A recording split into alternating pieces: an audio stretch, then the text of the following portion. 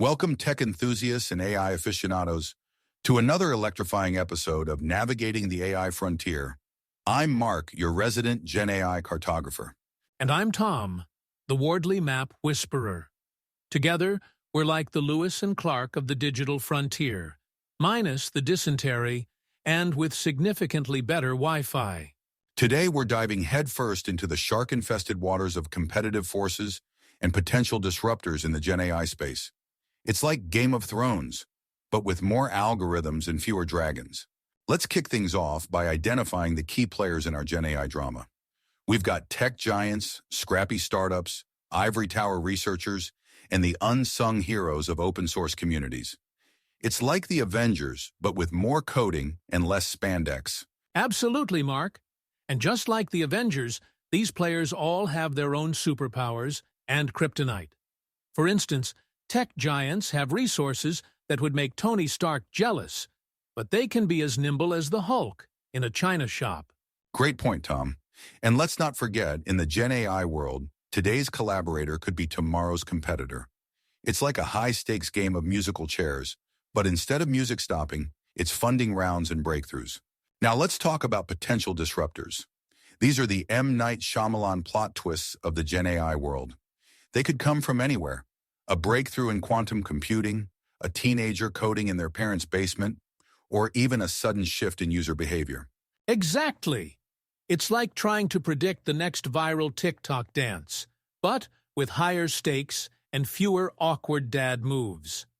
Startups need to keep their eyes peeled for emerging technologies, new entrants, and shifts in user demand. And don't forget about the regulatory wildcard. It's like trying to play chess while someone's constantly changing the rules. One day you're a queen, the next day you're a pawn facing an army of lawyers. Here's where things get really interesting, Tom. In the GenAI space, the line between competitor and collaborator is blurrier than my vision after a Netflix binge. Many startups are finding success by strategically positioning themselves within the ecosystem. It's like a high-tech version of the enemy of my enemy is my friend, isn't it? Startups are building on existing platforms, filling niche gaps, or providing specialized services that complement broader offerings.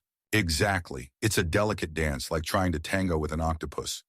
You've got to know when to lead, when to follow, and how to avoid getting tangled in tentacles. Now let's talk about how Wardley Mapping can help navigate this complex landscape. Tom, can you break down the Wardley Map analysis for our listeners? Gladly, Mark. Our Wardley Map for this episode is like a treasure map for the GenAI gold rush. It shows us where the X marks the spot for potential disruptions and competitive advantages. I see what you did there, Tom. Care to elaborate on some key insights from the map? Well, Mark, the map highlights that the GenAI ecosystem is at a critical juncture. It's like we're balancing on a tightrope between rapid technological advancement and growing ethical and regulatory considerations. The old move fast and break things versus don't be evil dilemma. Classic Silicon Valley. Exactly. The map suggests that success in this landscape will require a strategic approach combining technological innovation, ethical leadership, and adaptive business models. It's like trying to solve a Rubik's Cube while riding a unicycle. Challenging, but not impossible. And let's not forget the evolution axis. Some components that are currently custom-built might soon become commodities, potentially disrupting existing business models faster than you can say disruptive innovation. Indeed. The map also emphasizes the importance of data. In the GenAI world, high-quality, diverse data sets are like the vibranium of Wakanda, rare, valuable, and potentially game-changing. Well, folks, we've navigated through the treacherous waters of competitive forces and potential disruptors in the GenAI space. Remember, in this world, change is the only constant.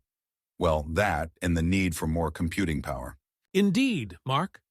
The key to success seems to be staying agile, keeping your Wardley map updated, and always being ready to pivot faster than a cat on a hot tin roof. Couldn't have said it better myself, Tom.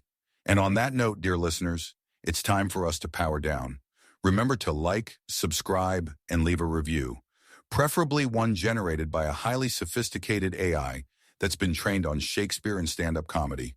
Until next time, stay curious and keep mapping.